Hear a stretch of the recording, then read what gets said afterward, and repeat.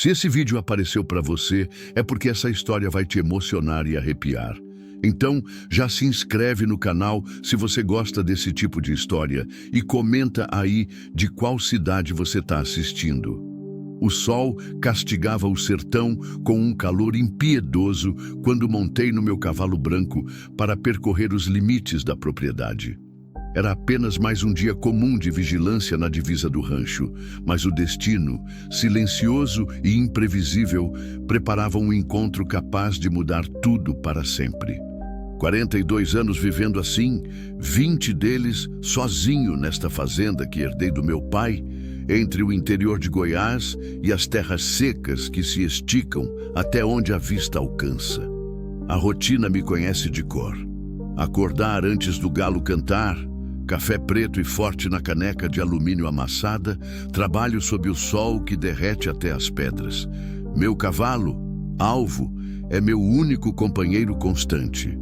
Pelo branco como algodão recém-colhido, olhos mansos de quem entende o silêncio, passo firme que ecoa solitário na terra vermelha e rachada. Herdei ele junto com esta terra, junto com esta solidão que carrego como uma segunda pele. O vento seco levanta poeira fina que gruda na garganta e nos olhos. O silêncio só é quebrado pelo som ritmado dos cascos contra o chão duro, pelo farfalhar das folhas secas dos eucaliptos que plantei com meu pai quando era menino, pelo mugido distante do gado procurando sombra. Este silêncio não é como o da cidade. É um silêncio que engole, que mastiga devagar tudo que você tem dentro. Às vezes pego falando sozinho só para ouvir uma voz humana, a minha própria voz. Converso com o Alvo, conto os problemas para o gado, discuto o tempo com as galinhas. Patético, eu sei, mas quando você mora sozinho no meio do nada, qualquer companhia serve. A fazenda tem 200 alqueires de terra boa, gado Nelore que se espalha pelos pastos, alguns porcos no chiqueiro, galinhas no terreiro que ciscam entre as sombras. Deveria ser suficiente para qualquer homem, mas não é. Não quando você não tem ninguém para dividir. Não quando o único barulho que quebra o silêncio é o rangido da bomba velha puxando água do poço artesiano. Minha mãe morreu há 7 anos. Câncer que comeu ela devagar, me obrigando a assistir minha referência de amor e cuidado definhar na cama do quarto que hoje está sempre fechado. Meu pai foi 2 anos antes, infarto fulminante, enquanto consertava a cerca do Pasto Norte. Encontrei ele no final da tarde, deitado ao lado dos mourões que tinha posto de manhã, como se tivesse decidido tirar uma soneca e esquecido de acordar. Desde então, só eu e esta terra infinita. Só eu e esta casa que já foi cheia de vida, de conversa na mesa, de briga boba entre marido e mulher, de planos para o futuro. Agora é só silêncio, só eco dos meus próprios passos no assoalho de madeira que range igual consciência pesada. Percorro a mesma rota toda semana. Pasto Norte, cerca do córrego, divisa com a propriedade do seu Manuel, meu vizinho mais próximo, que mora a 10 quilômetros daqui. Verifico mourões, estico arame frouxo, conto cabeças de gado. Trabalho solitário de um homem solitário numa terra que se estica até onde Deus esqueceu o endereço. O calor está infernal hoje. O sol do meio-dia transforma tudo numa fornalha. Alvo sua, eu suo.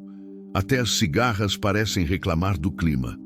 A terra vermelha do cerrado rachou de sede, apesar da chuva da semana passada que prometia alívio, mas entregou só lama temporária.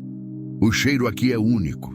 Terra seca misturada com diesel que escorre da bomba d'água, suor que impregnou minha camisa de algodão, esterco curtido que aduba o pasto, fumaça distante de alguma queimada que alguém ateou para limpar terreno. Cheiro de vida dura, de trabalho honesto, de homem que se basta, mas não se completa. Toco o alvo com as pernas, direcionando ele para a cerca de arame que divide minha propriedade da estrada vicinal. É lá que sempre termino a ronda. O ponto mais distante da casa, onde posso ver a estrada de chão que liga nossa região à cidade. Poucos carros passam por ali. Caminhão de ração uma vez por mês, veterinário quando preciso, vizinho esporadicamente, vendedor perdido procurando endereço que não existe. Às vezes penso em vender tudo, comprar um apartamento pequeno numa cidade qualquer, tentar me misturar com gente que tem pressa, que tem compromisso, que tem vida correndo nas veias. Mas aí olho para este horizonte sem fim, para os eucaliptos que cresceram comigo, para a terra que conhece cada gota do meu suor e sei que não conseguiria. Esta solidão é minha, esta terra é minha pele.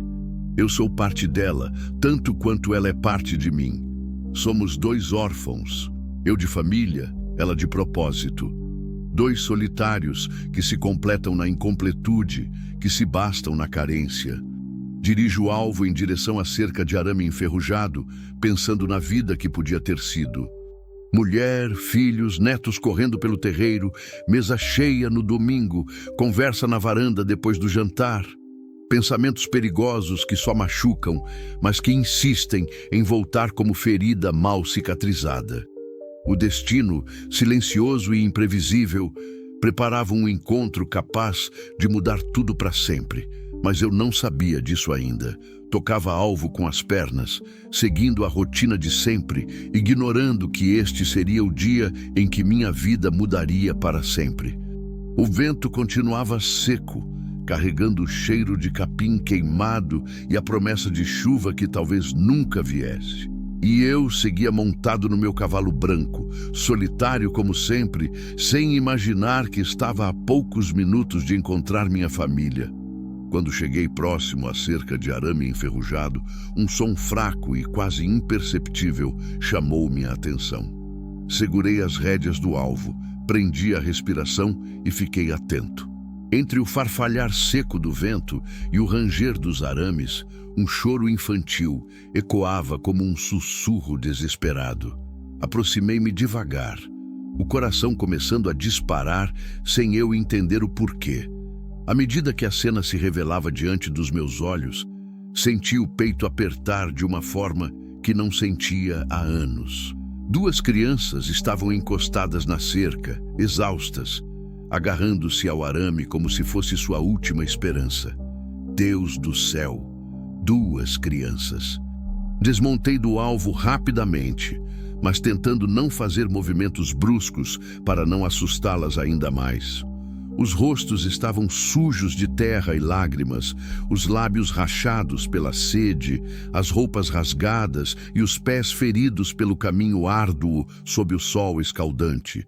A menina, que devia ter uns 8 anos, segurava o irmão mais novo nos braços quase sem forças, tentando mantê-lo consciente. O menino não podia ter mais que 5 anos. Estava quase desmaiado, a cabecinha pendendo para o lado, os olhos fechados. A pele queimada de sol, suada, febril. "Por favor, senhor." A voz dela saiu como um sussurro suplicante, implorando por ajuda. "Meu irmão está passando mal."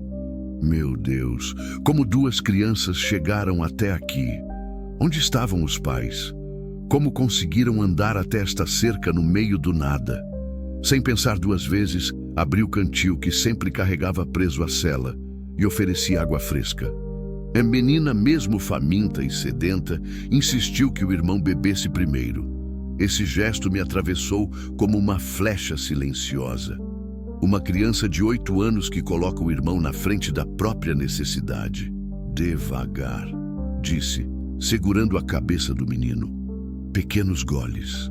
Ele bebeu com desespero, como quem não via água há dias. Pingos escorreram pelo queixo, molhando a camisa encardida. Depois ofereci para a menina, que bebeu com mais controle, mas com a mesma sede desesperadora. "Como vocês chegaram aqui?" perguntei, tentando manter a voz calma. "Andando", respondeu ela, simples assim. "Andando desde ontem de noite." "Andando de onde?" "Da cidade." A cidade ficava a mais de 40 quilômetros dali. 40 quilômetros a pé, sob o sol. Duas crianças pequenas, sem água, sem comida. O estômago revirou só de imaginar. "Onde estão os pais de vocês?" O rosto dela se fechou. Os olhos se encheram de lágrimas que ela tentou segurar com uma força que não deveria precisar ter aos 8 anos. Não temos, disse baixinho. Como não tem? Mãe morreu, pai nunca conhecemos. 2 crianças órfãs, abandonadas, quase morrendo de sede na minha cerca. O menino começou a chorar baixinho, chamando por água de novo. Dei mais alguns goles para ele, depois para a menina. Com cuidado, peguei o menino no colo. Estava leve demais, pele e osso, ardendo em febre. Vou levar vocês para minha casa, disse, olhando nos olhos da menina. Lá tem comida, remédio, cama para descansar. O senhor não vai machucar a gente? A pergunta me partiu o coração. Uma criança de 8 anos que já aprendeu a desconfiar de adultos. Que mundo é esse que ensina uma menina a ter medo de quem deveria proteger? Não vou machucar vocês, prometo. Como a gente sabe que o senhor está falando a verdade? Porque se eu quisesse fazer mal, não teria dado água, teria passado direto. Ela me olhou nos olhos, procurando mentira, procurando o perigo que aprendeu a esperar dos adultos. Deve ter visto algo que a tranquilizou, porque assentiu com a cabeça. Tá bom, mas se o senhor tentar fazer alguma coisa ruim, eu fujo com meu irmão. Não vou fazer nada ruim. Com cuidado, coloquei o menino na frente da cela, desmaiado de exaustão. A menina subiu atrás de mim, se agarrando na minha camisa com força. O alvo sentiu o peso extra, balançou a cabeça, mas obedeceu quando toquei com as pernas. Como vocês se chamam? Perguntei durante o caminho. Eu sou Lara, respondeu a menina. Ele é Pedro. Eu sou João. Vocês vão ficar bem agora. O senhor promete? Prometo. A cada passo em direção à casa, olhava para os pequenos corpos frágeis e me perguntava que história terrível os havia trazido até aquela cerca. Que tipo de mundo deixa 2 crianças naquela condição? Onde estavam os adultos responsáveis por eles? Pedro estava desacordado, mas respirava. Lara se mantinha alerta, observando tudo, pronta para saltar e correr se eu fizesse algum movimento suspeito. A desconfiança dela me doía, mas eu entendia. Criança que vive na rua aprende rápido que nem todo adulto é seguro. Chegamos na casa no meio da tarde. Primeiro cuidei dos ferimentos básicos, escoriações nos pés, queimaduras de sol, desidratação. Preparei um banho morno para tirar a sujeira da estrada e refrescar os corpos superaquecidos. Pode tirar a roupa, disse para Lara. A água está fresquinha. E se alguém olhar? Não tem ninguém aqui além de nós e eu vou ficar do lado de fora. Ela hesitou, mas a necessidade falou mais alto. Enquanto eles se banhavam, cozinhei feijão com carne seca, arroz, esquentei leite com açúcar. Comida simples, mas nutritiva. Comida que enchesse a barriga e trouxesse energia de volta. Improvisei uma cama na sala com lençóis limpos e travesseiros fofos. Pedro adormeceu quase instantaneamente depois de comer algumas colheradas. A febre havia baixado com o banho e a hidratação. Lara comia devagar, mastigando cada pedaço como se fosse ouro. Ainda desconfiada, mas menos tensa. Os olhos dela não paravam de observar a casa, catalogando saídas, avaliando perigos. Este lugar é seu? Perguntou. É. Só seu? Só meu. Onde está sua família? Não tenho família, só eu. Igual a gente. Igual a vocês. Naquela noite, a casa que antes era marcada pelo silêncio ganhou novos sons. Respirações tranquilas de crianças dormindo seguras, o leve estalar da madeira esfriando depois do calor do dia, cheiro de sabonete e comida fresca no ar. Fiquei acordado na varanda, fumando e pensando. 2 crianças. Na minha casa, dormindo na minha sala, confiando em mim para mantê-las vivas. O que eu ia fazer com elas? Como ia cuidar de 2 crianças? E se aparecesse algum parente procurando? E se descobrissem que eu estava abrigando menores que não eram meus? mas olhando pela janela, vendo eles dormindo tranquilos pela primeira vez em quem sabe quantos dias, soube que não importava. Pelo menos por enquanto, eles estavam seguros. Tinham comida, teto, água limpa para beber. E eu, pela primeira vez em anos, não estava sozinho. O silêncio da noite não pesava mais nos meus ombros. Tinha sido quebrado por algo maior que a solidão, pela responsabilidade de cuidar de quem precisava ser cuidado. Terminei o cigarro e entrei na casa. Passei pela sala onde eles dormiam, verificando se estavam respirando direito, se não tinham febre. Lara se mexeu no sono e murmurou algo que não entendi. Pedro roncava baixinho, como criança saudável deveria roncar. Pela primeira vez em 20 anos, dormi sabendo que não era o único ser humano respirando dentro desta casa. E foi o melhor sono que tive em muito tempo. Acordei com cheiro de café e barulho na cozinha. Por um momento, pensei que estava sonhando. Fazia mais de 5 anos que ninguém fazia café na minha cozinha além de mim. Levantei devagar, ainda meio grogue, e encontrei Lara mexendo no fogão a lenha. "Bom dia, seu João", disse ela, tímida. "Espero que não se incomode. Tentei fazer café como minha mãe fazia." O coração se apertou. Uma menina de 8 anos tentando retribuir a hospitalidade da única forma que sabia. Pedro estava sentado na mesa, mais acordado que ontem, mas ainda frágil, brincando com uma colher de pau. "Claro que não me incomodo. Obrigado." O café estava forte, meio amargo, mas bebi com gosto. Era o primeiro café que alguém fazia para mim em anos. Lara havia encontrado pão no armário, cortado em fatias grossas. Passou manteiga que derreteu no calor. "Como vocês dormiram?" perguntei. "Bem", respondeu Lara. "Melhor que em muito tempo." "Pedro não teve pesadelo?" "Teve um pouquinho, mas eu segurei a mão dele e passou." Pedro comia devagar, ainda meio sonolento. Era uma criança linda, cabelos claros cacheados, olhos grandes e azuis. Mas tinha uma tristeza no olhar que não deveria existir numa criança de 5 anos. "E você, Lara, dormiu bem?" "Dormi, mas acordei algumas vezes para ver se era verdade." Se o que era verdade? Se a gente estava mesmo numa casa de verdade, com cama macia e comida na mesa? A frase me cortou por dentro. 2 crianças que haviam perdido a referência de lar, de segurança, de cuidado básico. Depois do café, mostrei a propriedade para eles. Lara segurava a mão do Pedro com cuidado, protegendo ele como uma mãe protege o filho. Pedro se encantou com as galinhas, riu quando elas cacarejaram alto disputando o milho. "Posso dar comida para elas?" perguntou, os olhos brilhando de curiosidade. "Claro!" Ensinei ele a chamar as galinhas, a jogar milho na medida certa. Ele riu quando elas se atropelaram para comer, bateu palmas quando uma galinha subiu no seu ombro. O som da risada dele era cristalino, inocente.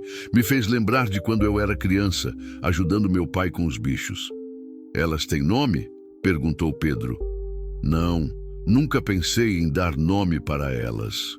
"Posso dar?" "Pode." Ele apontou para uma galinha vermelha e gorda. "Essa é a gordinha." Para uma pintadinha miúda. "Essa é a pintinha." Para uma branca que bicava as outras. "E essa é a brigona." Lara ficou mais interessada no alvo. O cavalo a fascinou, mas ela mantinha distância respeitosa. "Ele é bravo?" perguntou. "Não. Alvo. É mansinho. Quer fazer carinho?" Ela se aproximou devagar, estendeu a mão pequena. Alvo cheirou os dedos dela, depois deixou que fizesse carinho no focinho aveludado. Ela sorriu, um sorriso pequeno, mas verdadeiro. "Ele é bonito." "Por que se chama Alvo?" "Por causa da cor, branco que nem alvejante." "Posso montar nele? Quer tentar?" Os olhos dela brilharam de curiosidade e medo misturados. "E se eu cair?" "Eu seguro você." Peguei ela no colo e botei em cima do alvo. Ela se agarrou na crina, tensa, mas quando o cavalo não se mexeu, relaxou um pouco. "É alto", disse, olhando ao redor com perspectiva nova. "Daqui dá para ver toda a propriedade." É tudo do Senhor? Tudo o que você consegue ver até aqueles morros ali. Nossa, então o Senhor é rico. A pergunta me pegou desprevenido. Rico? Nunca me senti rico.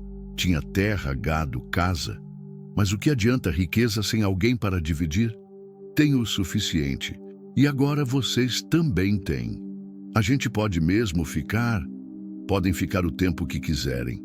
E se alguém vier procurar a gente? A pergunta me alertou.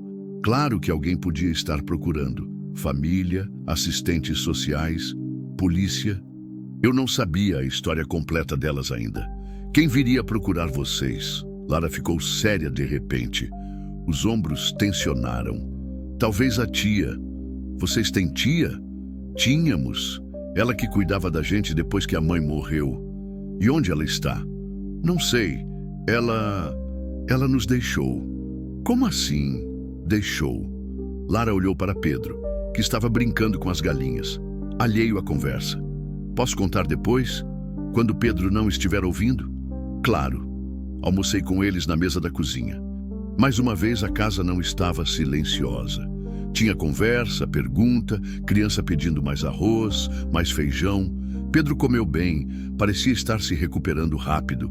As bochechas ganharam um pouco de cor, os olhos brilhavam mais. Seu João, disse Lara depois do almoço. Fala, menina. A gente pode ajudar no trabalho? Que trabalho? Qualquer um. Não queremos ficar de braços cruzados. 8 anos de idade e já pensando em trabalhar.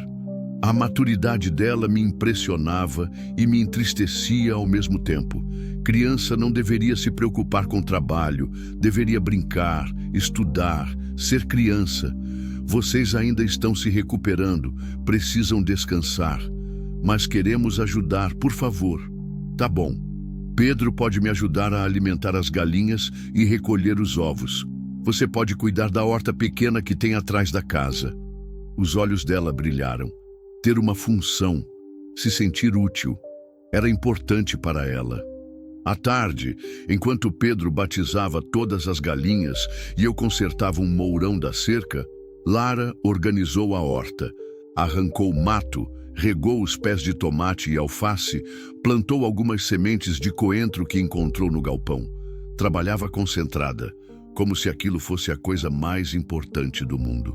Onde você aprendeu a mexer com planta? Perguntei. Minha mãe tinha umas flores no quintal. Ela me ensinava a cuidar. Sua mãe gostava de plantas? Gostava de tudo que crescia. Dizia que plantar é um ato de fé. Fé em quê? Em que sempre vai ter amanhã para ver a planta crescer. A sabedoria simples da resposta me emocionou. Uma criança repetindo as palavras de uma mãe que se foi cedo demais. No fim da tarde, quando Pedro cochilava na varanda depois de nomear 15 galinhas, Lara veio conversar comigo. Sentamos na sombra da mangueira, longe dos ouvidos do irmão. Agora posso contar sobre a tia, disse ela. Conta. Depois que a mãe morreu, não tinha mais ninguém. Só a tia Marlene, irmã da mãe. Ela morava sozinha numa casa pequena na cidade. E levou vocês para morar com ela? Levou. No começo foi bom. Ela cuidava da gente direitinho, dava comida, mandava a gente para a escola. E depois? Depois ela arrumou um namorado, um homem que não gostava de criança. Ele fazia mal para vocês? Não batia, mas falava que casa com criança não prestava, que criança dava muito trabalho, muito gasto. E a tia concordava? No começo não, mas depois começou a concordar. Dizia que realmente era difícil criar 2 crianças sozinha. Aí ela decidiu se livrar de vocês. Ela disse que ia procurar uma família boa pra gente, que ia ser melhor assim, que a gente ia ter pai e mãe de verdade. E vocês acreditaram? Pedro acreditou. Eu desconfiei. Por quê? Porque ela ficou feliz demais quando falou isso. E quem fica feliz quando vai se separar de família? A menina tinha razão. Criança desenvolve um radar para detectar falsidade dos adultos. E aí? Aí uma manhã ela disse que ia levar a gente para conhecer uma família muito boa. Botou a gente no ônibus e foi para o centro da cidade. E depois? Depois ela comprou uns pães, deu pra gente e disse que ia ali rapidinho resolver umas coisas. Mandou a gente esperar numa praça. E vocês esperaram. A gente esperou o dia todo. Pedro perguntava quando ela ia voltar. Eu dizia que era logo. Mas quando escureceu, eu soube que ela não ia voltar. Vocês dormiram na praça? Dormimos 3 noites. Pedro chorava, tinha medo. Eu dizia que a tia ia aparecer, mas sabia que não ia. E como vocês saíram da cidade? Lara ficou quieta por um momento, como se a lembrança fosse dolorosa demais. Apareceu um homem, disse finalmente. Um homem ruim. O sangue gelou nas minhas veias. Ruim como? Ele ficava rondando a gente, oferecia comida, doce, lugar para dormir. Mas os olhos dele não eram de pessoa boa. E vocês foram com ele? Quase. Pedro estava com muita fome, queria aceitar a comida, mas eu puxei ele e a gente saiu correndo. Para onde? Para qualquer lugar longe daquele homem. A gente correu, até sair da cidade. Depois continuou andando pela estrada. 2 dias andando? 2 dias. Pedro estava ficando fraco, com sede. Quando a gente chegou na cerca do Senhor, ele quase desmaiou. E se eu não tivesse passado ali? Não sei. Acho que... Ela parou, os olhos se encheram de lágrimas. Acho que Pedro ia morrer. E eu também. A conversa me deixou abalado. 2 crianças abandonadas numa praça por uma tia que queria se livrar delas. Um predador rondando elas como abutre. Uma fuga desesperada que quase terminou em tragédia. Lara, disse olhando nos olhos dela, vocês nunca mais vão passar por isso. Como o senhor pode prometer? Porque agora vocês são minha responsabilidade. E eu protejo o que é meu. Mesmo a gente não sendo do seu sangue? Família não é só sangue. Família é quem a gente escolhe cuidar. Ela me abraçou então. Um abraço desesperado, como quem se agarra a uma boia no meio do oceano. Retribui o abraço, sentindo o corpo pequeno e frágil dela tremendo nos meus braços. Obrigada, seu João, sussurrou. Obrigado por terem confiado em mim. Naquela noite, depois de jantar e colocar as crianças para dormir, fiquei na varanda pensando. 2 crianças órfãs, abandonadas por quem deveria protegê-las, quase vítimas de um predador, salvas por acaso quando estavam na cerca. Mas não foi acaso, foi destino. 2 solidões se encontraram no meio do nada e descobriram que podiam se curar mutuamente. Agora eu tinha uma família e elas tinham um lar, e nenhum de nós estava mais sozinho no mundo. Mostra a jovem tentando conseguir um pedaço de pão, enquanto a cidade segue acelerada. Capítulo 4. Aflição crescente. 2 semanas depois de encontrar as crianças, nossa rotina havia se estabelecido numa dança suave e natural. Lara cuidava da horta como se fosse um jardim real. Pedro conversava com as galinhas como se elas entendessem cada palavra, e eu descobria diariamente o que significava não estar mais sozinho. Mas naquela manhã de quinta-feira, tudo mudou. Estava no curral tirando leite da vaca quando Pedro veio correndo, os olhos arregalados de medo. Seu João, tem um carro parado lá na estrada. Larguei o balde e corri para a varanda. Lá estava. Um carro branco parado bem em frente à porteira, mas do lado de fora da propriedade. 2 homens dentro, um com binóculo apontado para nossa direção. Lara! Chamei. Ela apareceu correndo da horta, terra nas mãos, susto nos olhos. Entrem na casa, ordenei. Agora! São eles? Perguntou Lara, a voz trêmula. Não sei, mas entrem e fiquem longe das janelas. As crianças desapareceram dentro de casa. Peguei o binóculo velho do meu pai e observei o carro. 2 homens mesmo, um gordo de camisa social, outro magro de boné. Não eram polícia, não tinham identificação no carro, não eram assistentes sociais. O carro era particular, meio velho.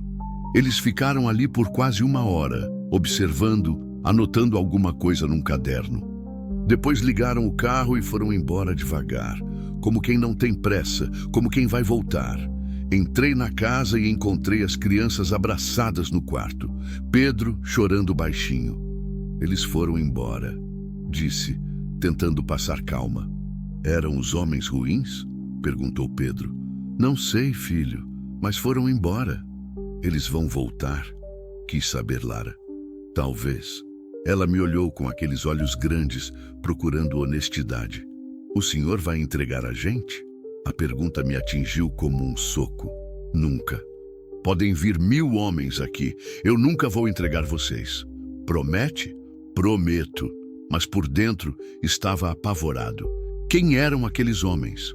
Como descobriram que as crianças estavam aqui? E o que queriam com elas? Naquela tarde, levei as crianças para o pasto mais distante da casa, onde podíamos brincar sem ser vistos da estrada. Pedro montou no alvo pela primeira vez, risonho e corajoso. Lara colheu flores silvestres para fazer um buquê. Tentei manter a normalidade, mas minha cabeça fervia de preocupação. Seu João, disse Lara quando estávamos descansando na sombra. Fala. A gente pode conversar sobre uma coisa? Claro. Eu acho que sei quem eram aqueles homens. O coração disparou. Quem? Lembra que eu contei do homem ruim na cidade? O que oferecia comida pra gente? Lembro. Eu acho que ele não desistiu da gente. Por quê? Porque quando a gente fugiu, ele ficou muito bravo. Gritou que ia achar a gente, que ninguém fugia dele. Sentiu sangue gelar nas veias. Lara, esse homem, o que exatamente ele queria? Eu sei o que ele queria, disse ela baixinho. As meninas mais velhas na praça contavam. Homens que pegam crianças e fazem coisas ruins, depois vendem para outros homens ruins. Meu Deus, tráfico de crianças. Era isso que estava por trás de tudo. Por isso vocês fugiram da cidade. Por isso, eu preferia morrer de sede no mato que deixar ele levar a gente. E agora ele descobriu onde vocês estão. Acho que sim.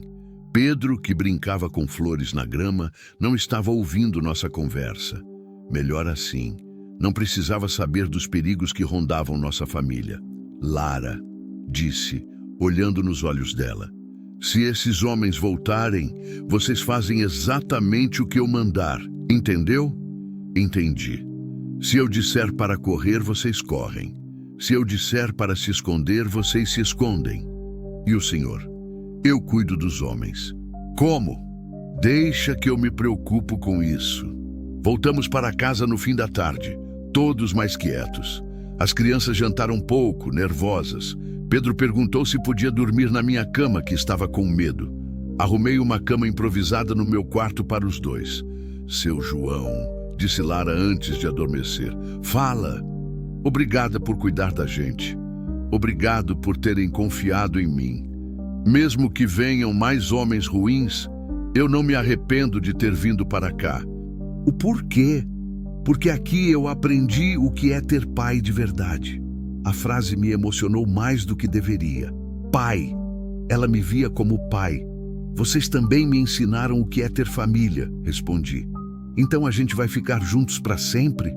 Vamos, aconteça o que acontecer. Mas naquela noite, não consegui dormir. Fiquei na varanda com a espingarda no colo, vigiando a estrada, planejando o que fazer se os homens voltassem. Se fossem mesmo traficantes, não iam desistir fácil.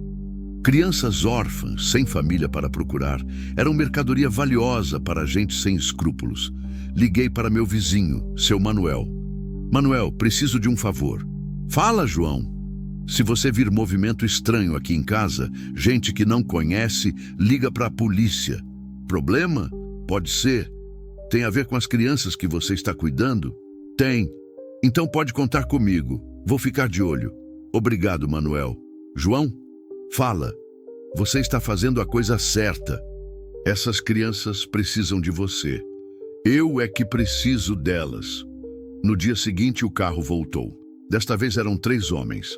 Pararam no mesmo lugar, ficaram observando por 2 horas. Um deles desceu e caminhou ao redor da propriedade, como se estivesse estudando as entradas e saídas. Eles estão planejando alguma coisa, disse Lara, espiando pela fresta da cortina. Estão. O que a gente vai fazer? A gente vai estar preparado. Passei o dia inteiro ensinando às crianças o plano de emergência. Se os homens entrassem na propriedade, elas deveriam correr para o mato atrás da casa, se esconder na gruta que eu havia mostrado e só sair quando eu fosse buscá-las. E se o senhor não vier buscar? Perguntou Pedro. Vou buscar. Mas e se os homens ruins machucarem o senhor? Não vão machucar. Como tem certeza? Porque eu não vou deixar. Naquela tarde, os homens voltaram. Mas desta vez não ficaram observando de longe. Desceram do carro e vieram em direção à porteira. Agora, disse para as crianças, corram! Elas dispararam para os fundos da casa. Eu peguei a espingarda e fui para a varanda, o coração batendo como tambor de guerra. Os 3 homens pararam na porteira. O gordo de camisa social parecia ser o chefe. Os outros 2 eram músculos, grandalhões que serviam para intimidar. Boa tarde, disse o gordo. Boa tarde. Estamos procurando 2 crianças, um menino e uma menina. Nos disseram que o senhor pode ter visto elas. Não vi criança nenhuma. Tem certeza? Absoluta. Um dos grandalhões riu. Olha só, chefe, o fazendeiro está mentindo. É mesmo? Concordou o gordo. Que falta de educação. Vocês estão na minha propriedade, disse, mostrando a espingarda. Sugiro que voltem para o carro. Relaxa, vovô, disse o gordo. Não queremos problema, só queremos as crianças. Já disse que não tem criança aqui. E eu já disse que você está mentindo. Foi quando seu Manuel apareceu montado no cavalo dele, vindo pela estrada lateral. Parou ao lado do carro dos homens. Tudo bem aí, João? Gritou. Tudo certo, Manuel, respondi. Quem são esses homens? Estavam justamente indo embora. Manuel era um homem grande, forte, que não tinha medo de nada e estava armado também. O gordo percebeu que a situação estava ficando complicada. 2 fazendeiros armados contra 3 homens da cidade. Bem, disse ele, parece que hoje não é o dia, mas a gente volta. Quando voltarem, a polícia vai estar esperando, disse Manuel. Não estamos fazendo nada de errado. Invadir propriedade particular é crime. Não invadimos nada, só conversamos. Eles voltaram para o carro, mas antes de entrar, o gordo gritou. João, sabemos que elas estão aí e vamos buscar. Deixa vir! Gritei de volta. Eles saíram em disparada, levantando poeira. Manuel desceu do cavalo e veio até a varanda. Quem eram esses caras? Problema. Grande. Muito grande. As crianças estão bem? Estão escondidas no mato. João, você precisa procurar a polícia. Vou procurar. E se precisar de ajuda, é só chamar. Eu e os outros vizinhos estamos aqui. Obrigado, Manuel. Você me salvou hoje. Para isso que servem os vizinhos. Quando Manuel foi embora, fui buscar as crianças na gruta. Encontrei elas abraçadas, tremendo de medo. Eles foram embora? Perguntou Lara. Foram, mas vão voltar. O que a gente vai fazer? Vamos lutar. Como? Juntos, como família. Aquela noite, com as crianças dormindo no meu quarto e eu montando guarda na varanda, soube que nossa vida pacata havia acabado.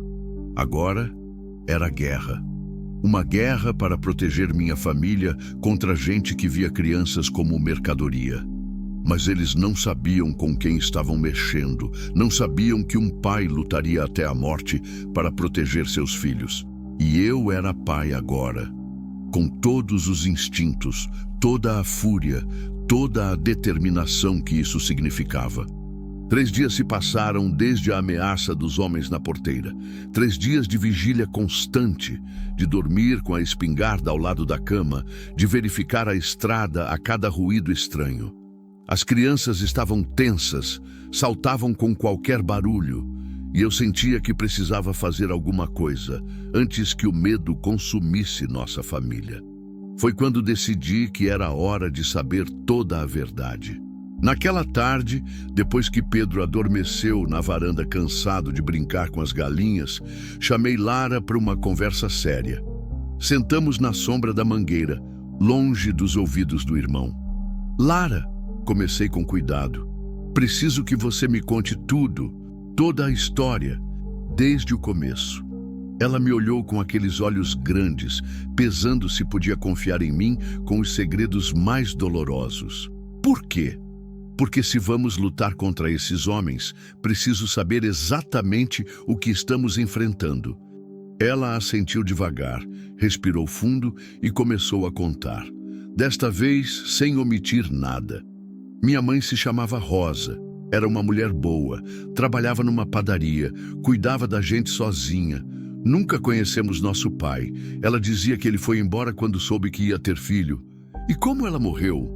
Pneumonia. Ficou doente no inverno, não tinha dinheiro para médico particular, o posto de saúde estava lotado. Quando conseguiram atender, já era tarde. A voz dela saiu controlada, mas vi as lágrimas se formando nos olhos. Depois que a mãe morreu, só sobrou a tia Marlene, irmã mais nova da mãe, solteira, morava numa casa pequena na periferia. No começo, ela cuidou da gente bem, mas depois apareceu o namorado, Wilson, um homem casado que queria a casa livre para os encontros. Ele convenceu a tia que criar 2 crianças ia estragar a vida dela, que ela era nova demais para se prender. E ela acreditou. Começou a ver a gente como estorvo.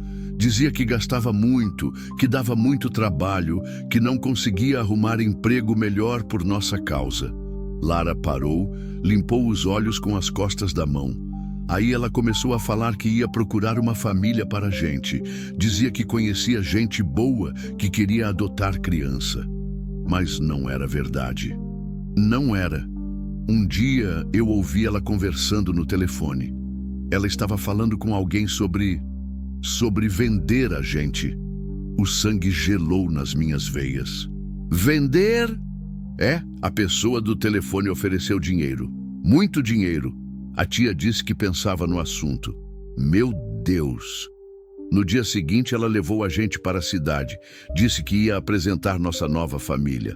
Mas em vez disso, nos deixou na praça e disse para esperar. E o homem da praça? Apareceu no segundo dia, se aproximou devagar, oferecendo comida. Disse que conhecia a tia, que ela tinha pedido para ele cuidar da gente. E você desconfiou.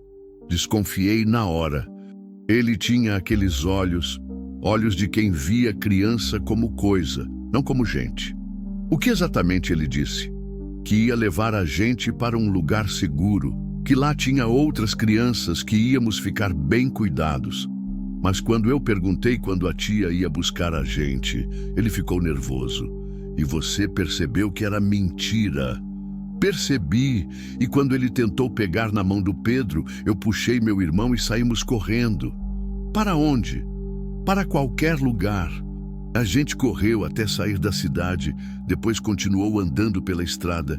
Pedro chorava, estava com fome e sede, mas eu preferia que a gente morresse no mato a deixar aquele homem levar a gente. A coragem dela me impressionava. Uma menina de 8 anos protegendo o irmão contra adultos sem escrúpulos. E agora, vocês acham que ele encontrou vocês? Acho que sim. Aqueles homens que vieram aqui tinham a mesma cara, a mesma maldade nos olhos. Lara, disse, olhando direto nos olhos dela. Você salvou seu irmão. Se tivesse ido com aquele homem, eu sei o que teria acontecido, interrompeu ela. As meninas mais velhas da rua contavam. Crianças que sumiam, que nunca mais voltavam. Fiquei em silêncio processando tudo o que havia ouvido. Uma tia que vendeu os sobrinhos para traficantes. Um homem que quase conseguiu pegar 2 crianças inocentes. Uma rede de criminosos que agora sabia onde elas estavam. Seu João, disse Lara de repente. Fala. Eu tenho medo. Medo do quê? De que eles consigam levar a gente. De que o Senhor não consiga proteger a gente. Lara, me escuta bem. Peguei as mãos pequenas dela nas minhas. Eles vão ter que me matar antes de encostar um dedo em vocês. Mas e se for muita gente? E se vierem armados? Então vai ser uma guerra, mas não vão levar vocês. Promete? Prometo. Ela me abraçou então apertado, desesperado. Obrigada por acreditar em mim. A tia nunca acreditava quando eu contava que tinha medo do Wilson. Por que não acreditava? Porque ele era bonzinho na frente dela, só mostrava quem era quando ela não estava vendo. O que ele fazia? Falava coisas ruins para a gente. Dizia que éramos peso morto, que a tia ia se livrar da gente logo, que criança órfã não servia para nada. A raiva subiu pela minha garganta como lava de vulcão. Esse homem merecia levar uma surra. É por isso que eu desconfiei logo do homem da praça. Tinha os mesmos olhos do Wilson. Pedro acordou nesse momento espreguiçando na varanda. Do que vocês estão conversando? Perguntou se aproximando. De coisas de adulto, respondeu Lara secando rapidamente as lágrimas. Posso brincar com o alvo? Pode, disse eu, mas não sai do terreiro.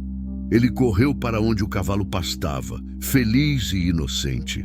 Ainda não entendia completamente o perigo que rondava nossa família. Seu João, disse Lara, observando o irmão brincar. Fala. Se alguma coisa acontecer comigo, cuida do Pedro.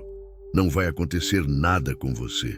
Mas se acontecer, não vai acontecer. Promete que vai cuidar dele? Lara, vou cuidar dos dois. Ninguém vai separar vocês. Ele é tudo que tenho no mundo. E vocês são tudo que eu tenho no mundo. Ela sorriu através das lágrimas. A gente virou família mesmo, né? Virou família de verdade? Família de verdade.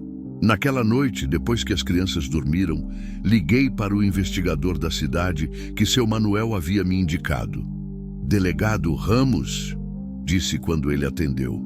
Aqui é João Silva. Moro numa fazenda a 40 quilômetros da cidade.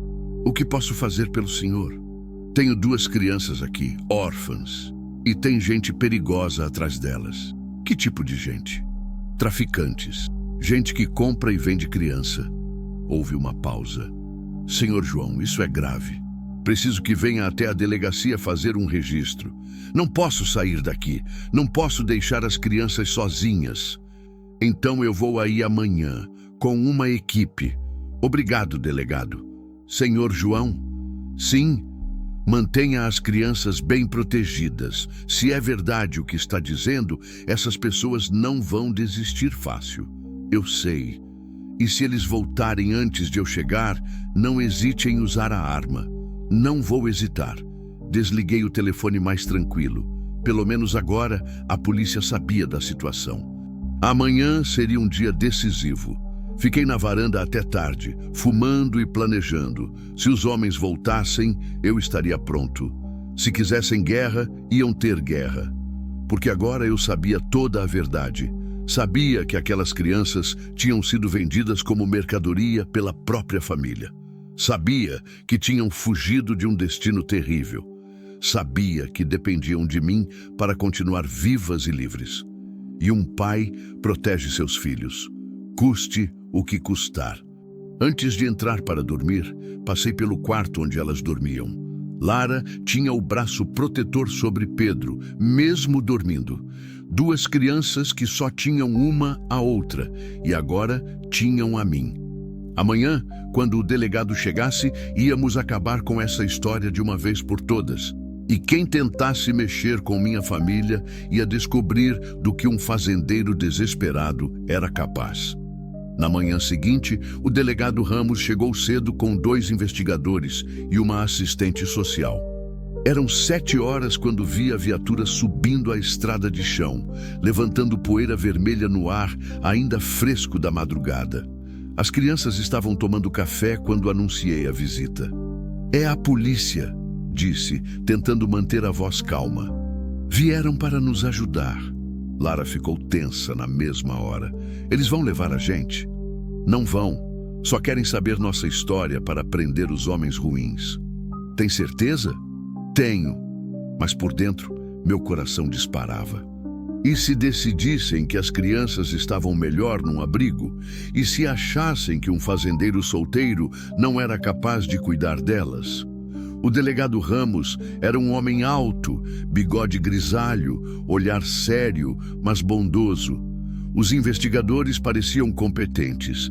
A assistente social, uma mulher de meia idade chamada doutora Helena, sorriu gentilmente para as crianças. Senhor João, disse o delegado, preciso ouvir toda a história. Das crianças também. Claro. Sentamos na sala. Pedro se agarrou em mim, nervoso com tantos estranhos. Lara ficou alerta, pronta para proteger o irmão, se necessário. Contei tudo. Como encontrei as crianças na cerca, o estado deplorável em que estavam, a história que Lara me contou sobre a tia e o abandono na praça. E os homens que vieram aqui? Perguntou o investigador Santos. Vieram 3 vezes. Primeira vez só observando. Segunda vez estudando a propriedade. Terceira vez vieram até a porteira exigir as crianças. O senhor os conhecia? Nunca tinha visto antes. Pode descrevê-los? Descrevi cada um dos 3 homens. O investigador anotava tudo num caderno. Agora preciso conversar com as crianças, disse a doutora Helena. Separadamente. Meu estômago se contraiu. Conversa separada sempre assustava. Por quê? É procedimento padrão, para verificar se as versões coincidem e se elas estão sendo bem tratadas. Lara foi primeiro. Ficou na sala com a assistente social enquanto eu e Pedro esperávamos na cozinha. 20 minutos que pareceram 20 horas. Quando foi a vez de Pedro, ele não queria ir. Quero ficar com meu pai, disse, se agarrando na minha perna. Meu pai. As palavras me emocionaram e me assustaram ao mesmo tempo. Se a assistente social achasse que nossa relação não era adequada, é só uma conversa rápida, disse a doutora Helena, gentil. Depois você volta para seu pai. Pedro acabou indo, mas olhando para trás, checando se eu ainda estava ali. Enquanto esperava, o delegado me fez mais perguntas. Senhor João, qual sua intenção com essas crianças? Como assim? O senhor pretende ficar com elas? Adotar? Entregar para uma família? Pretendo ficar com elas, se elas quiserem ficar comigo. E se a justiça determinar que elas devem ir para um abrigo? Vou lutar para que fiquem comigo. Por quê? Porque elas são minha família agora. Ele me estudou por alguns segundos. Senhor João, o senhor entende que cuidar de 2 crianças traumatizadas não é tarefa fácil? Entendo, mas já estou cuidando há 3 semanas e elas estão bem. Estão mesmo, concordou ele. Posso ver que estão bem alimentadas, limpas, cuidadas. Pedro voltou da conversa mais tranquilo. A doutora Helena sorria. Tudo certo, disse ela. Crianças muito inteligentes. E aí? Perguntei ansioso. Aí que as crianças deixaram claro que querem ficar com o senhor. E, pelo que vejo, estão sendo muito bem cuidadas. O alívio foi imenso. Mas, continuou ela, há procedimentos legais a seguir. Precisamos localizar a tia, formalizar a situação. Foi quando o investigador Santos voltou de uma ligação urgente. Delegado, disse ele, excitado. Temos novidades sobre a tia Marlene. Que tipo de novidades? A encontramos. E ela confessou tudo. O silêncio tomou conta da sala. Confessou o quê? Perguntei. Que vendeu informações sobre as crianças para uma quadrilha de traficantes. Recebeu R$5.000 para dizer onde vocês moravam. Senti o sangue ferver. R$5.000. O preço que ela colocou na vida dos sobrinhos. E a quadrilha? Estamos investigando, mas com o depoimento dela, vamos conseguir desmantelar a operação. E os homens que vieram aqui? Já temos a identificação. Wilson Carvalho, conhecido nosso, tem ficha extensa por tráfico de menores. Os outros 2 são capangas dele. Onde eles estão? Foragidos, mas não por muito tempo. Lara, que estava ouvindo tudo, perguntou. E a tia? O que vai acontecer com ela? Vai responder por abandono de incapaz e participação em quadrilha, respondeu o delegado. Pode pegar de 5 a 15 anos. Ela merece, disse Lara sem emoção. E agora? Perguntei. As crianças estão seguras? Com Wilson foragido ainda há risco. admitiu o delegado. Mas vamos intensificar o patrulhamento na região. Quero que eles fiquem comigo. Senhor João, disse a doutora Helena, legalmente precisa regularizar a situação, entrar com pedido de guarda, passar por avaliação. Quanto tempo isso demora? Alguns meses, mas considerando as circunstâncias, posso acelerar o processo. E enquanto isso, elas ficam sob sua responsabilidade temporária. Naquela tarde, depois que a polícia foi embora, sentei com as crianças na varanda para conversar. E agora? Perguntou Lara. Agora vamos tornar tudo oficial. Vou adotar vocês de verdade. E se não deixarem? Vão deixar. A assistente social gostou de vocês. Viu que estão bem cuidadas. E os homens ruins? A polícia vai pegar eles. Tem certeza? Tenho. Pedro, que estava brincando com as galinhas, veio correndo. Pai, a gordinha botou ovo. Pai, a palavra saía natural da boca dele agora. Que bom, filho. Vai dar ovo para o café da manhã. Posso ficar sempre aqui, mesmo depois que prenderem os homens ruins? Pode. Para sempre. Para sempre. Naquela noite, após 3 semanas de tensão, finalmente dormimos tranquilos. A polícia sabia de tudo, os criminosos seriam presos, o processo de adoção ia começar. Mas de madrugada fui acordado pelo barulho de motor. Olhei pela janela e vi 2 carros parados na estrada, sem farol, como fantasmas na escuridão. Eles haviam voltado. Peguei a espingarda e acordei as crianças em silêncio. Eles voltaram, sussurrei. Vão para o esconderijo agora. E o senhor? Vou ficar aqui. Não queremos deixar o senhor sozinho. Vão, é ordem. Elas correram para o mato. Eu fiquei na casa esperando. Os homens se aproximaram devagar, tentando ser silenciosos. Mas eu conhecia cada som da minha propriedade. Sabia exatamente onde estavam. Quando chegaram perto da casa, acendi todas as luzes e gritei: parem aí, estou armado. Relaxa, vovô, veio a voz do Wilson. Só queremos as crianças. Não tem criança aqui. Sabemos que tem. E dessa vez não vamos embora sem elas. Um tiro estourou a janela da sala. Eles estavam armados também. Última chance, gritou Wilson. Entrega as meninas ou invadimos aí. Então vem. Foi quando ouvi as sirenes ao longe. Alguém havia chamado a polícia. Merda! Gritou Wilson. A polícia! Mais tiros. Um acertou a parede perto da minha cabeça. As sirenes ficaram mais altas. Os criminosos correram para os carros. Isso não acabou! Gritou Wilson antes de fugir. Mas eu sabia que tinha acabado sim. A polícia chegou 5 minutos depois, com cachorro farejador e helicóptero. Wilson e seus capangas foram presos na estrada tentando fugir. Na manhã seguinte, o delegado Ramos veio me dar a notícia. Pegamos todos, disse sorrindo. Wilson, os capangas, mais 3 integrantes da quadrilha. E agora? Agora suas filhas estão livres, oficialmente. Suas filhas. Ele havia dito suas filhas. Delegado Ramos, disse eu. Obrigado. Obrigado pelo quê? Por ter acreditado em nós. Senhor João, o que o senhor fez por essas crianças? Isso é coisa de herói. Não sou herói. Sou só um pai protegendo sua família. Naquela tarde, com os criminosos presos e o perigo afastado, nossa vida finalmente podia recomeçar. As crianças brincavam no terreiro, risonhas e livres. Lara cuidava da horta, Pedro conversava com as galinhas. E eu, pela primeira vez em décadas, planejava o futuro. Um futuro com escola, aniversários, Natal em família, casamentos, netos. Um futuro completo. A virada decisiva havia acontecido. Agora éramos uma família de verdade, protegida pela lei e pelo amor. E ninguém mais ia nos separar.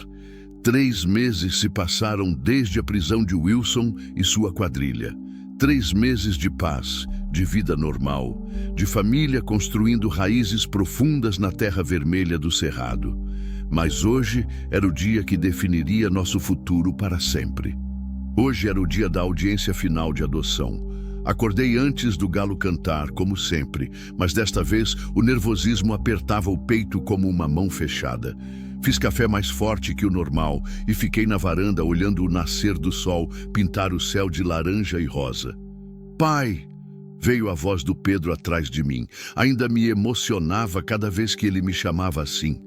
3 meses e a palavra continuava nova, preciosa. Bom dia, filho. Está nervoso?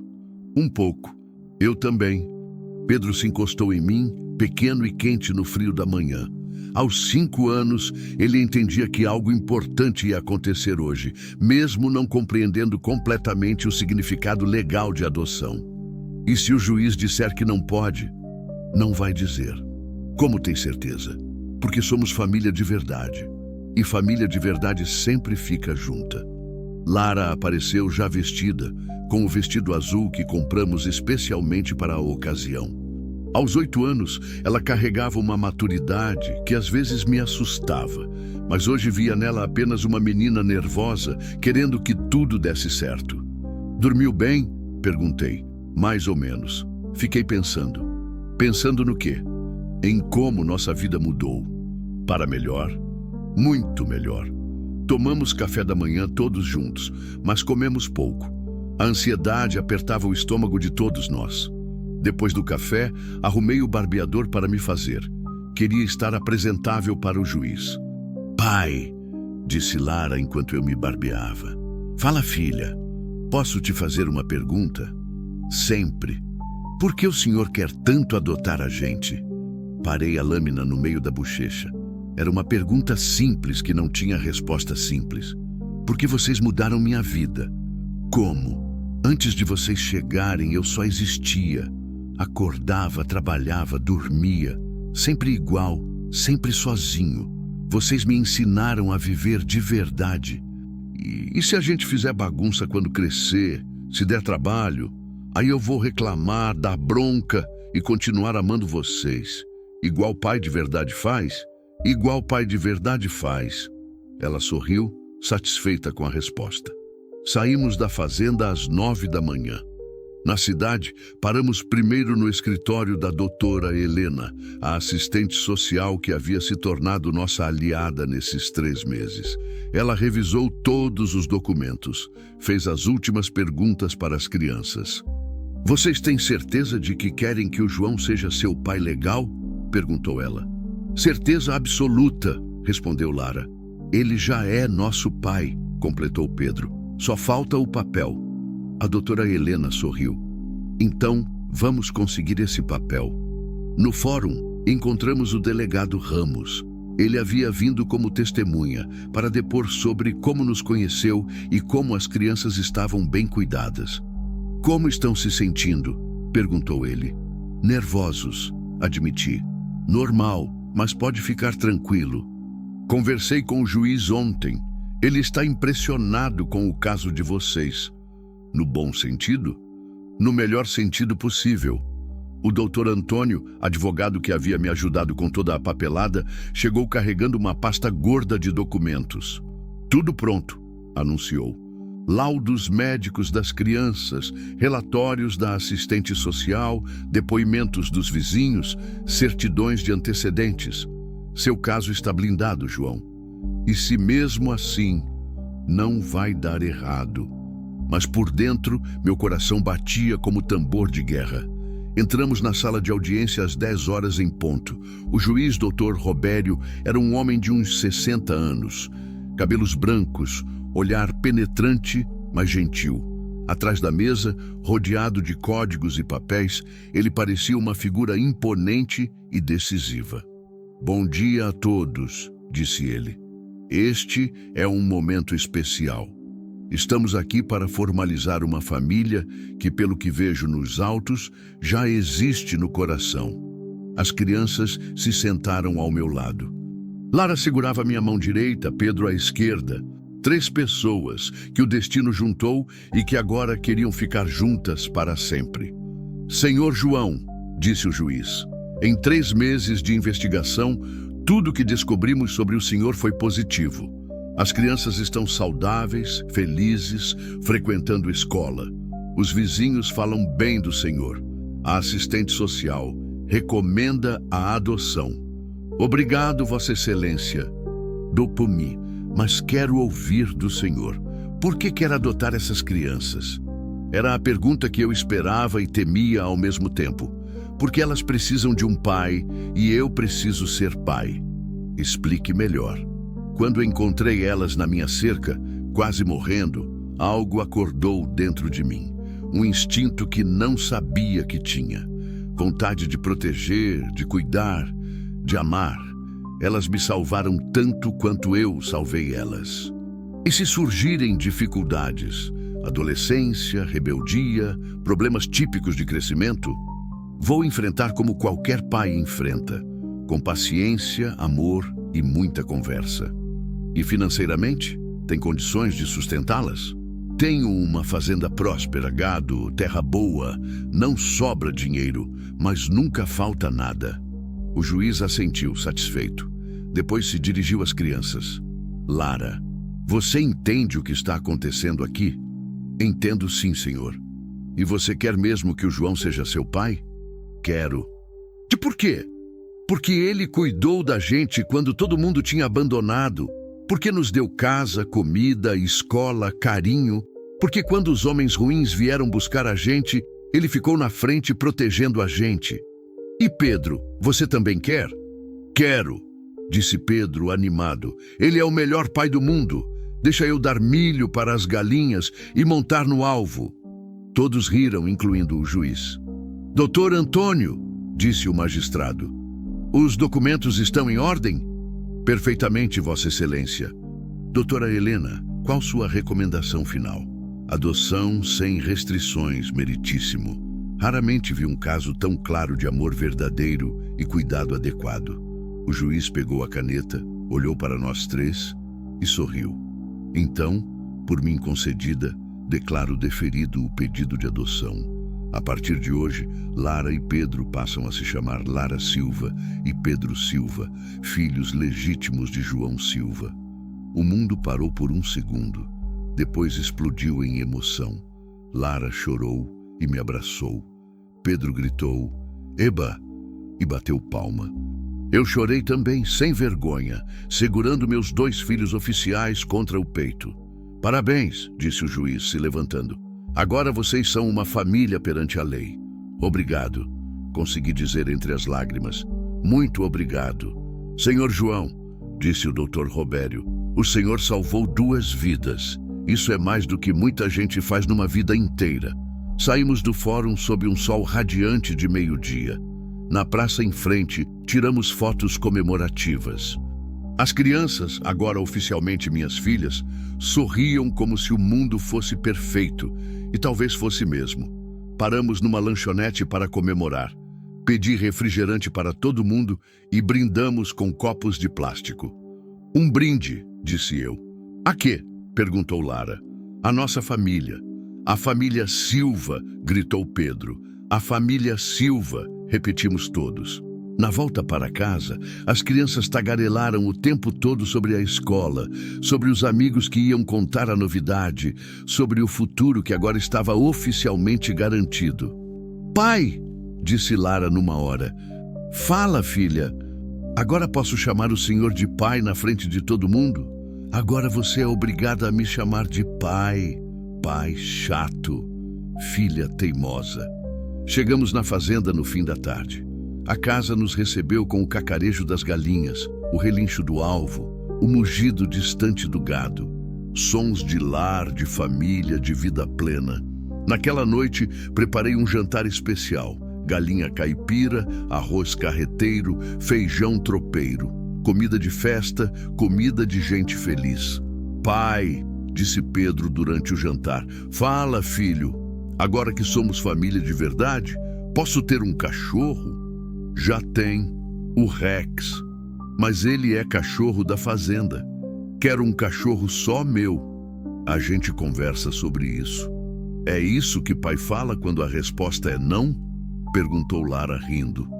"É isso que pai fala quando precisa pensar melhor no assunto." Depois do jantar, ficamos na varanda olhando as estrelas. As crianças, meus filhos, brincavam no terreiro, livres e seguras. João, disse uma voz atrás de mim, era seu Manuel, meu vizinho e amigo, que havia aparecido para dar parabéns. Como foi? Deu tudo certo. Agora são oficialmente meus filhos. Parabéns, compadre. Você merece. Elas que merecem. Vocês merecem uns aos outros.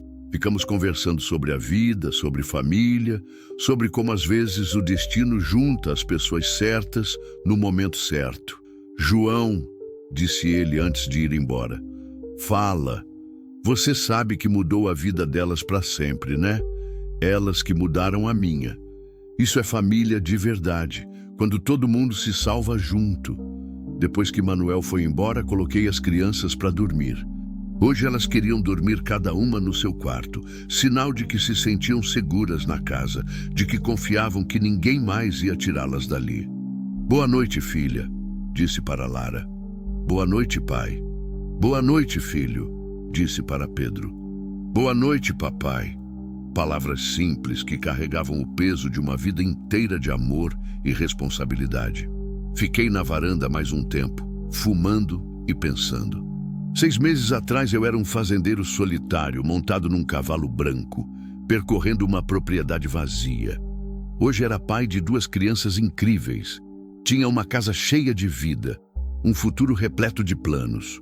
Tudo por causa de um momento.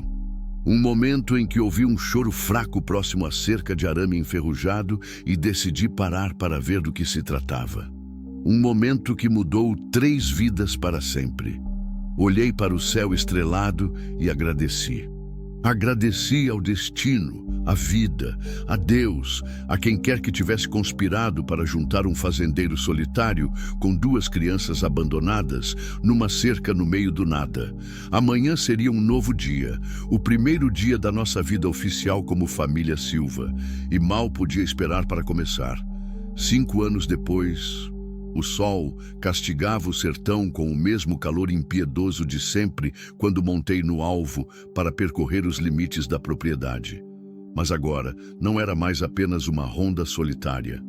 Pedro cavalgava ao meu lado no seu próprio cavalo, um puro sangue castanho que demos de presente no seu 10º aniversário. Pai, olha!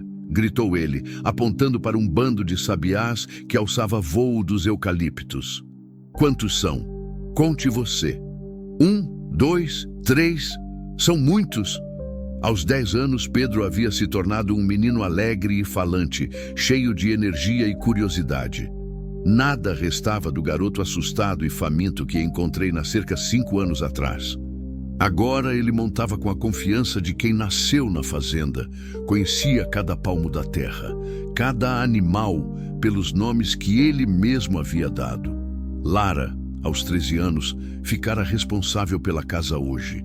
Estava preparando o almoço, tinha virado uma cozinheira melhor que eu e cuidando da horta que agora se espalhava por todo o quintal dos fundos.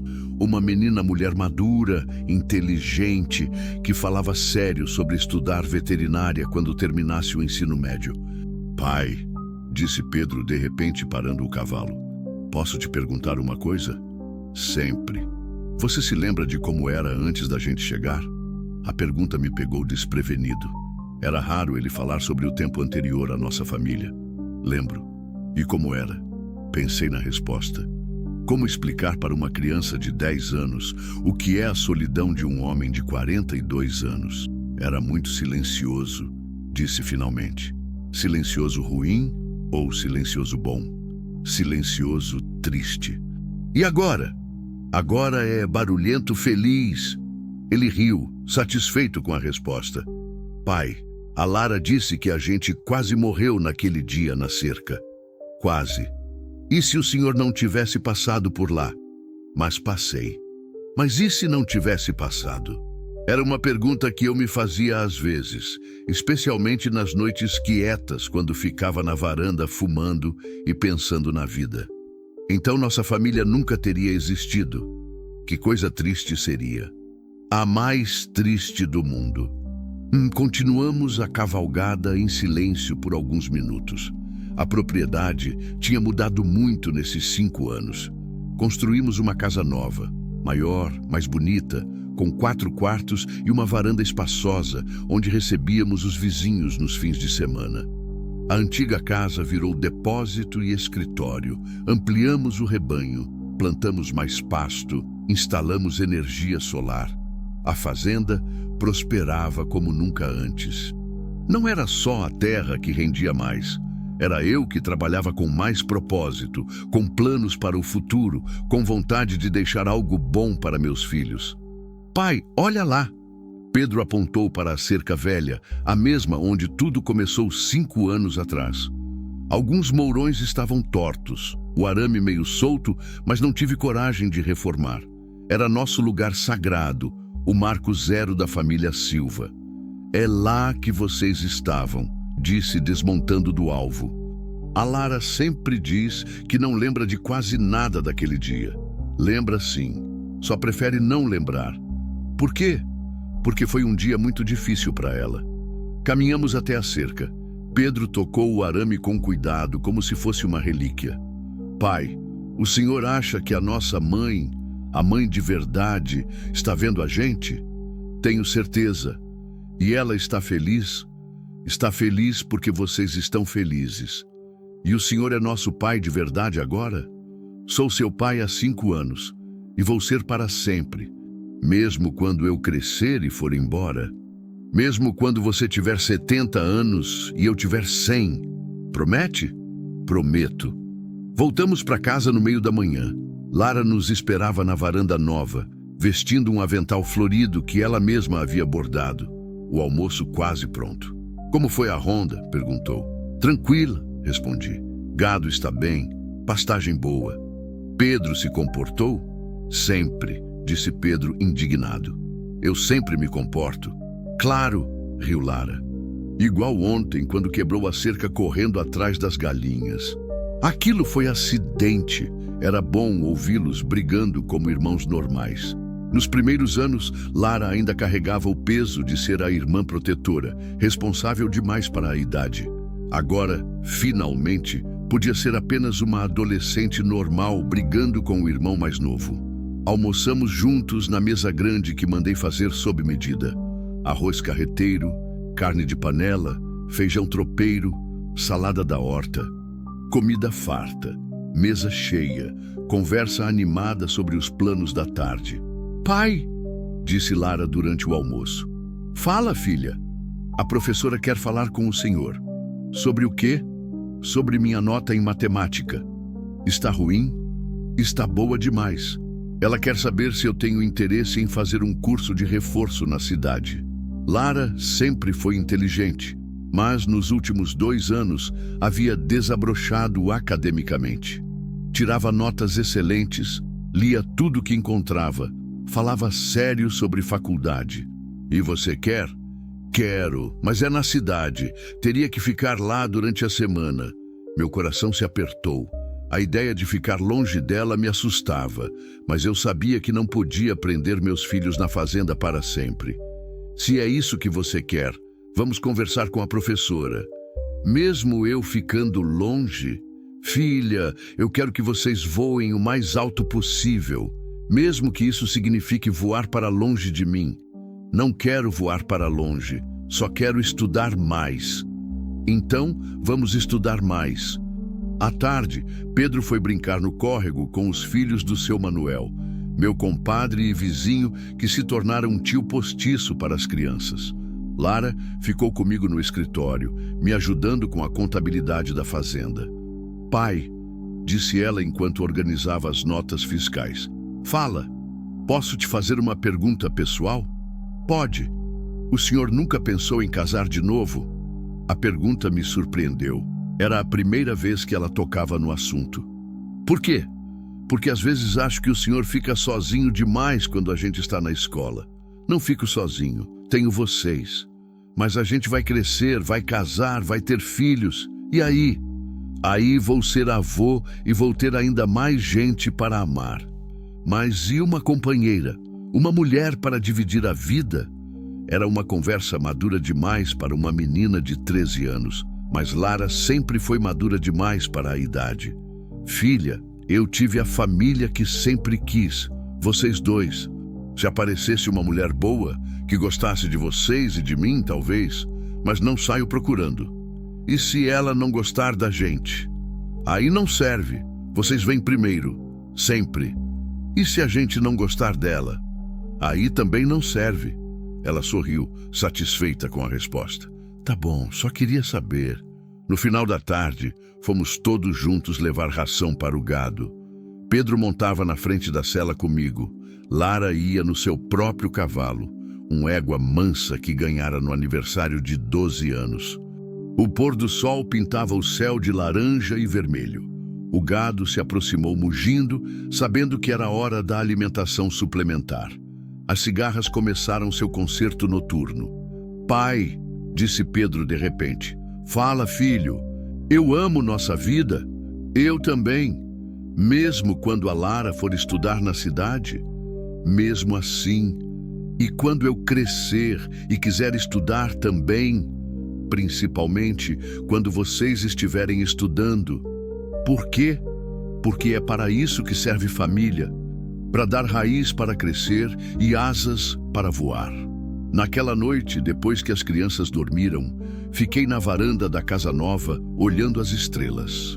A mesma atividade de sempre, mas agora com significado completamente diferente. 5 anos atrás, olhava as estrelas e via apenas solidão infinita. Hoje via planos, sonhos, futuro. Via Lara formada em veterinária, cuidando dos animais da região. Via Pedro seguindo carreira agronômica, modernizando ainda mais a fazenda. Via netos correndo pelo terreiro, enchendo a casa de barulho e alegria. Seu Manuel apareceu, como fazia algumas noites, para tomar uma cerveja e conversar sobre a vida. Como estão os meninos? Perguntou. Bem, crescendo rápido demais. É assim mesmo? Parece que foi ontem que você trouxe eles aqui da cerca. 5 anos passaram voando. E foram 5 anos bons. Os melhores da minha vida. João, disse Manuel tomando um gole da cerveja. Posso te falar uma coisa? Sempre. Você salvou aquelas crianças, mas elas salvaram você também. É verdade. Você era outro homem antes delas chegarem. Mais fechado, mais triste. Era um homem morto por dentro, e agora está mais vivo que qualquer um que conheço. Ficamos em silêncio por alguns minutos, ouvindo o canto dos grilos e o mugido distante do gado. Manuel, disse eu, fala. Obrigado. Pelo quê? Por ter me ajudado naquele dia. Se você não tivesse aparecido quando os homens vieram, ia dar tudo certo do mesmo jeito. Você estava pronto para morrer por elas. Estava. Isso é amor de pai verdadeiro. É o único amor que conheço agora. Depois que Manuel foi embora, entrei na casa e fiz minha ronda noturna. Verificar se as crianças estavam bem cobertas, se as portas estavam trancadas, se tudo estava em ordem. Pedro dormia abraçado com um ursinho de pelúcia que ganhara no último aniversário. Aos 10 anos, ainda não tinha vergonha de dormir com brinquedo. Lara dormia com um livro de biologia aberto no peito. Havia adormecido, estudando de novo. Meus filhos. Oficialmente, legalmente, eternamente meus filhos. Na minha cama, antes de adormecer, pensei naquele dia 5 anos atrás. Um fazendeiro solitário montado num cavalo branco, percorrendo uma propriedade vazia. 2 crianças encostadas numa cerca de arame enferrujado, agarrando-se à vida por um fio. 3 solitários que se encontraram no meio do nada e descobriram que família não é destino, é construção diária, escolha renovada a cada amanhecer, amor que se multiplica quando é dividido. Hoje, quando percorro a propriedade, não vejo mais uma terra vazia. Vejo o futuro dos meus filhos. Vejo a continuidade de uma família que nasceu no coração antes de nascer no papel. Vejo que às vezes os maiores milagres acontecem quando a gente simplesmente para socorrer quem precisa de socorro. A jovem que um dia tentou conseguir um pedaço de pão enquanto a cidade seguia acelerada, Hoje tem mesa farta, lar seguro, futuro brilhante pela frente. O menino, que quase morreu de sede numa cerca de arame, hoje monta cavalos e sonha em ser engenheiro agrônomo. E o fazendeiro solitário descobriu que a solidão não é maldição. É apenas a vida esperando a família certa chegar. Família Silva. 3 corações que se escolheram no meio da imensidão do cerrado e decidiram construir para sempre juntos. No fim das contas, essa é a única história que importa. Como o amor encontra um jeito de unir quem precisa ser unido. E como um gesto simples de humanidade pode salvar não uma, mas 3 vidas ao mesmo tempo.